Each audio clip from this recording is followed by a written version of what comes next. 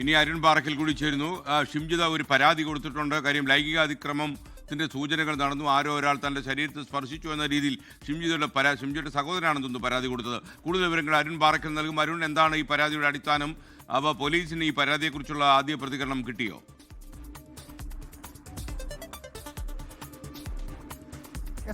പ്രാഥമിക അന്വേഷണം ഇന്ന് ആരംഭിക്കുമെന്നാണ് പോലീസ് പറഞ്ഞിരിക്കുന്നത്. ഇത് പയ്യന്നൂർ SHOക്കാണ് ഇതുമായി ബന്ധപ്പെട്ട ഷിംജിതയുടെ സഹോദരൻ സിയാദ് ഇമെയിൽ മുഖേന പരാതി നൽകുന്നത്. പരാതിയിൽ ഷിംജിതയുടെ ഒപ്പ് ഉൾപ്പെടെയുള്ള ഷിംജിത എഴുതി തയ്യാറാക്കിയ പരാതിയാണ്. പരാതി ഇന്നിപ്പോൾ പയ്യന്നൂർ DYSPക്ക് പ്രാഥമിക അന്വേഷണവുമായി ബന്ധപ്പെട്ട അനുമതി തേടുമെന്ന് പയ്യന്നൂർ SHO അറിയിച്ചിട്ടുണ്ട്. അതിനുശേഷമായിരിക്കും കൂടുതൽ അന്വേഷണങ്ങൾ നടക്കുക. അത് പ്രധാനമായും ബസ്സിലെ CCTV ദൃശ്യങ്ങൾ പരിശോധിക്കും.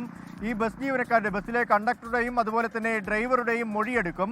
ബസ്സിൽ ഷിംജിതയ്ക്കൊപ്പം ഉണ്ടായിരുന്ന, ദീപക്കിനൊപ്പം ഉണ്ടായിരുന്ന മറ്റ് യാത്രക്കാരിൽ നിന്ന് വിവരങ്ങൾ ശേഖരിക്കാനുള്ള ശ്രമം പോലീസ് നടത്തുന്നുണ്ട്. ആ യാത്രക്കാർ ആരൊക്കെയാണ് എന്നതിനെക്കുറിച്ച് ഇപ്പോഴും അന്വേഷണം നടക്കുകയാണ്.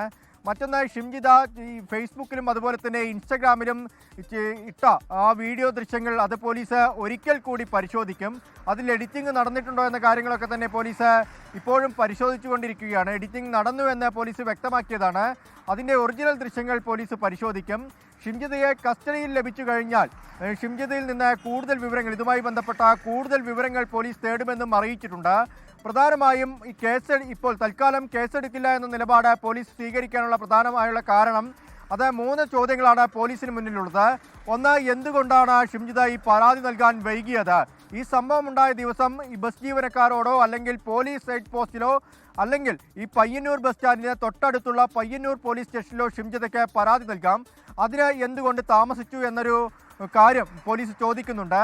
അത് ഈ പരാതിയിൽ നൽകിയ പരാതിയിൽ അക്കാര്യം വ്യക്തമല്ല.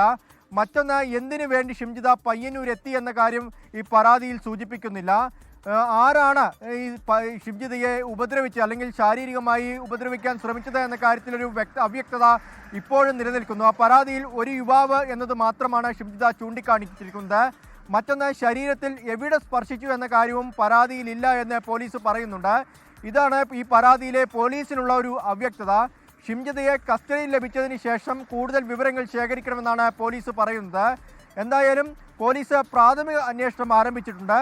അതിനുശേഷമായിരിക്കും കേസിൽ FIR എന്ന ഉൾപ്പെടെയുള്ള കാര്യങ്ങളിലേക്ക് പോലീസ് കടക്കുക.